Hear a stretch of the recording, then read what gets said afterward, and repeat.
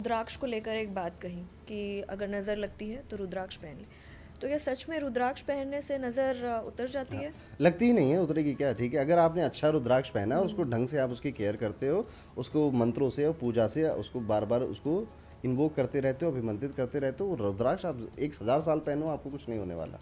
ठीक है? प्लस अपने जीवन में कोई एक मंत्र ज़रूर उतारिए। ठीक है? वो सात्विक मंत्र हो, राम राम राम, राधे राधे राधे, कृष्ण कृष्ण कृष्ण, ओम ओम ओम, वो सात्विक मंत्र हो। अगर आपको मन में आता ना कि दीक्षा नहीं ली, ये नहीं लिया, वो नहीं लिया, ठीक है, तो आप ऐसे सात्विक भगवान का नाम लीजिए। जी। ठीक है? कल मुझे एक रिटायर्ड कमिश्नर साहब मिले थे, मेरे स्टूडेंट हैं, पढ़ते हैं हमसे एस्ट्रोलॉजी। वो जब वो 47 साल से 47 ईयर से वो राम राम राम लिख रहे हैं और एक दिन में 64 बार लिखते हैं। ठीक है? और एक साल में जितना लिखते हैं वो जाके नदी में बहा आते हैं। ठीक है? आज तक वो कर रहे हैं। ठीक है? वो बता रहे थे कि वो समोसे बेचते थे, अखबार बेचते थे। ठीक है? और वहाँ से वो जीएसटी के कमिश्नर बन गए और उनके बच्चे बहुत अच्छा कर रहे हैं। ठीक है? नाम लिखने से, नाम जपने से बहुत फ़ायदा होता है। नज़र वज़र बहुत छोटी चीज़ें हैं। ठीक है? कुछ नहीं टच करता है आपको। आप लिख कर तो देखिए, जब वो किताबें आती हैं राम राम लिखने की, मेरे आप पापा लिख कर लिखते तो हैं, देखिए मेरे एक पापा बार। लिखते हैं, हाँ। तो जैसे हमारे घर पर सब लिखते हैं, हमारी मम्मी लिखती है, मदर इन लॉ लिखती है, तो वो आदत हमको भी लग गई। पापा भी लिखते हैं। तो सुबह सुबह का ये जो टाइम होता है, अगर आप जल्दी उठ गए तो आप राम राम लिख रहे हैं, आप भले ही 10 मिनट दे दो, आप दे कर देखो, मतलब एक अजीब सी शांति महसूस होती है। किसी से कुछ लड़ाई करने का मन नहीं होता, कुछ नहीं, मतलब आराम से। मुझे ऐसा लगता है बहुत सही जा रहा है सब, राम जी के भरोसे सब सही जा रहा है। बिल्कुल। और मैं पहले बहुत ज़्यादा पॉडकास्ट करता था स्पिरिचुअल लीडर्स के साथ या कथावाचक जो होते हैं उनके साथ करता था। उन सब का यही कहना है, ठीक है, उन सब का यही मानना है कि आप ना सतयुग में जितना हमें फल बहुत ज़्यादा यज्ञ हवन और राजसूय यज्ञ करके मिलता था, कलयुग में वही चीज़ नाम जप से मिल जाती है। ठीक है? और बस नाम नाम जपते रहिए। इसीलिए मैं राधे राधे करता रहता हूँ। ठीक है? आप राम राम करिए, जो भी आपको मन में आए। ये सात्विक मंत्र होते हैं, इनके लिए किसी से कुछ नहीं पूछना है आपको, और कैसे भी आप इनको कर सकते हो। ठीक है? आप बैठे हो, लेटे हो, गाड़ी में बैठे हो, जा रहे हो कहीं, आप मन में इसको दोहरा सकते हो। कोई माला कुछ किसी चीज़ की ज़रूरत नहीं है। बहुत आसान है, तो आपको ये करना चाहिए, जपना चाहिए। नक्षत्र पूछूं कि इस साल कैसे होंगे? क्या लव मैरिजेस ज़्यादा होगी, क्या डिवोर्सेस ज़्यादा होंगे, क्या सीन है 2026 में? अच्छे चलेंगे रिश्ते, जहाँ तक मुझे देखने को मिलता है लोगों के। ठीक है? और इंडिया एज होल मैं सोच रहा हूँ, या मुझे जो मैं बातें करता हूँ मुझे लगता है कि बदल रहा है। ठीक है? अब पेरेंट्स भी समझ रहे हैं इस बात को कि हाँ, प्यार करते हो, समझते हो, साथ में रहते हो, 4-5 साल हो गए आपको साथ में रहते रहते, तो वो भी लव मैरिज के लिए अब ओके हो जा रहे हैं। ठीक है? हाल ही में मुझे एक फ़ोन आया था कि मेरा बेटा किसी से शादी करना चाहता था, हमने मना कर दिया, बेटा 40 साल का हो गया, किसी से नहीं कर रहा है। ठीक है? और हमसे भी नाराज़ हो गया है। तो माता पिता को भी ये सोचना चाहिए कि आपने हर जगह से उसको पाला पोसा बड़ा किया, उसके भी जो डिसीजंस हैं, लड़का हो या लड़की हो, वो सही ही हो सकते हैं। ट्रस्ट कीजिए। आपने ही उसको पाला है, पोसा है। आपको अगर ऐसा लगता है कि आपका बच्चा बाकी सारे फैसले ले सकता है अपनी लाइफ के, बस ये वाला फैसला आप ले रहे हैं, सोचना चाहिए इसमें। ठीक है? तो अब मुझे लगता है कास्ट कम्युनिटी और ये जो है कुछ घरों में अभी भी माना जाता है, वो बिल्कुल ठीक है, उन्हें मानना चाहिए। पर धीरे धीरे धीरे ये पैटर्न अब गायब होने वाला है। अब लोग अपनी इच्छा से, अपनी मन से विवाह करने वाले, शादी करने वाले, तो मुझे ये पैटर्न ज़्यादा देखने को मिलेगा, ऐसा लगता है। जी। और शादियों के लिए इस साल जैसे कौन सा मुहूर्त या कौन सा महीना सही होगा? ये डिपेंड करता है दो लोगों के चार्ट पे। ठीक है? अच्छा। जैसे हस्बैंड है, वाइफ है, शादी करना चाहते हैं, कुंडली मिलान के ऊपर। जैसे लड़का है, लड़की है, शादी करना चाहते हैं, तो उन दोनों की कुंडली के अकॉर्डिंग कौन सा नक्षत्र और मुहूर्त होता है, स्थिर लगन में विवाह कराए जाते हैं। सबके इसलिए डिफरेंट डिफरेंट होते हैं। ठीक है? और आमतौर पे भारत में जो हिंदू कम्युनिटी है, ये नवंबर से फरवरी में शादी करते हैं। ठीक है? तो मैं कुछ भी मुहूर्त बता दूँ, उससे कोई मतलब नहीं होने वाला। इनको नवंबर फरवरी में ही विवाह करना है, शादी करनी है। ठीक है?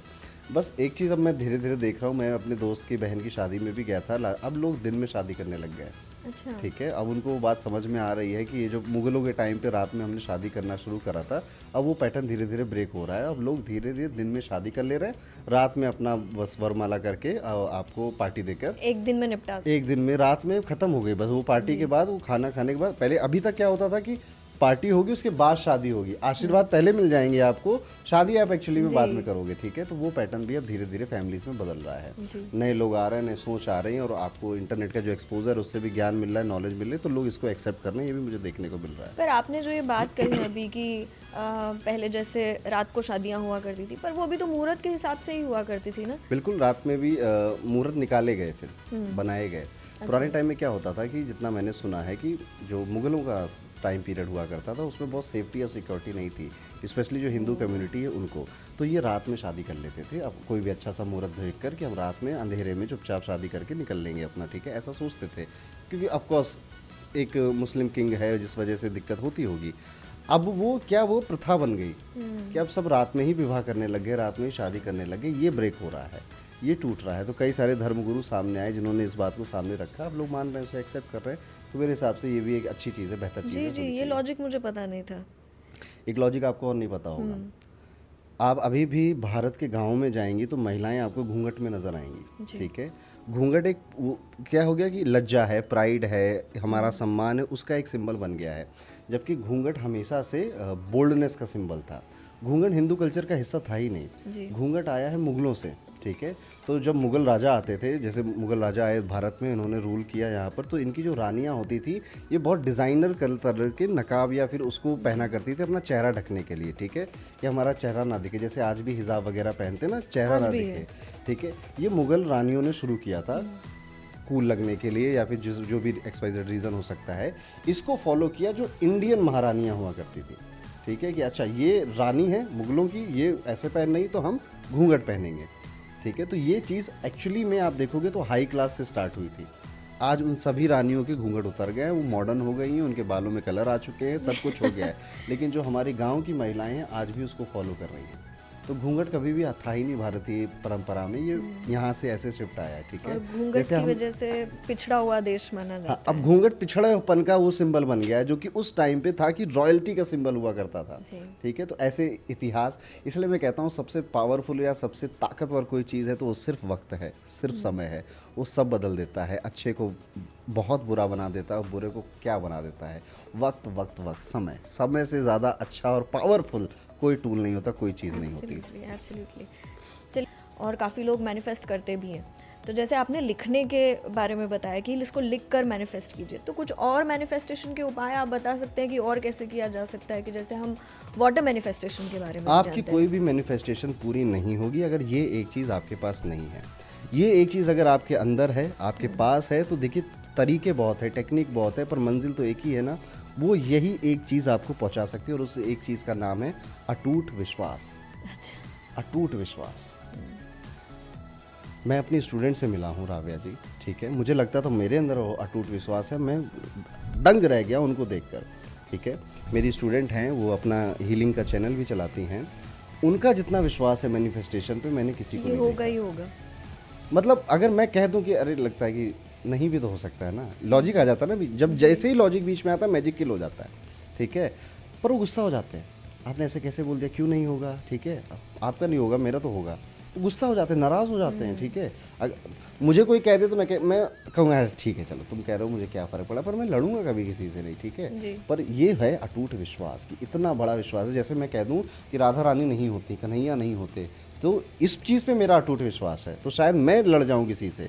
पर मैनिफेस्टेशंस पे जब तक आपका अटूट विश्वास नहीं है, अंधा भरोसा नहीं है ना आपका, वो नहीं होती, ठीक है। और अगर आपका अटूट विश्वास है ना, अंधा भरोसा, अंधा मतलब अंधा, ठीक है जी।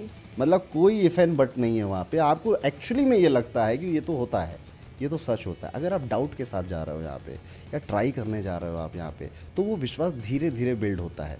तब आपको कुछ एक्सपीरियंसेस चाहिए होते हैं कि हाँ यार मैंने वो किया था तो वो हुआ था, उस बेस पर आपका भरोसा बनता है, ठीक है।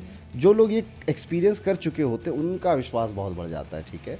अटूट विश्वास अगर आपके पास है तो आपकी मैनिफेस्टेशन चाहे जैसी हो, चाहे जितनी वाइल्ड हो, वो पूरी होती है, वो सच होती है। मैं बहुत यकीन करता हूँ इसमें, मेरी डोमेन भी इसी से बिलोंग करती है, मेरा बहुत विश्वास है इस चीज़ों पर। तरीके बहुत सारे हैं, कोई 5 बार लिख रहा है, कोई 369 लिख रहा है, कोई 555 टेक्निक कर रहा है, कोई कपूर से लिख रहा है, कोई कुछ कर रहा है। हाँ है, लोगों के अपने अपने बिलीफ हैं, ठीक है। कोई बे लीफ पे लिख रहा है, फिर उसको जला दे रहा है, कोई बहा दे रहा है, कोई तकिए के नीचे रख दे रहा है, कोई पोस्टर लगा रहा है, कोई मोबाइल में वॉलपेपर लगा रहा है, लॉट्स ऑफ डिफरेंट वेज, ठीक है। तो जितने मुंह उतनी बातें, ठीक है। पर कोर एक है, अटूट विश्वास, ठीक है।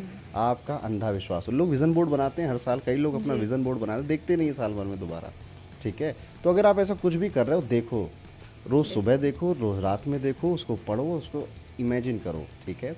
केतु की एक फिलॉसफी होती है राव्या जी। केतु कहता है कि तुम जितनी ज़िंदगियाँ जी सकते थे, जैसे एक राव्या सुपर मॉडल भी हो सकती थी, एक राव्या हॉलीवुड में कोई बहुत बढ़िया डायरेक्टर भी हो सकती थी, एक राव्या पॉलिटिशियन भी हो सकती थी, एक राव्या पॉडकास्टर भी है, एक राव्या बिजनेस वूमेन भी हो सकती हैं। जी। ये मैं सब देख के आ चुका हूँ, अलग अलग यूनिवर्स में आपके ये अलग अलग चेहरे जितने भी आप इमेजिन कर सकते हो, ये मैं देख के आ चुका हूँ। वो मूवी नहीं एंड गेम, मार्वल्स की, जी, उसमें डॉक्टर जी। स्ट्रेंज कहता है मैंने सारी पॉसिबिलिटी देख ली है, एक में हम जीत रहे हैं, ठीक है। तो ये केतु वही है, उसने सारी पॉसिबिलिटीज़ आपकी देख ली है, इसलिए वो कहता है कि इस जीवन में कुछ नहीं रखा है, आप जो कुछ सोच रहे हो उसके आगे दुख ही मिलने वाला है।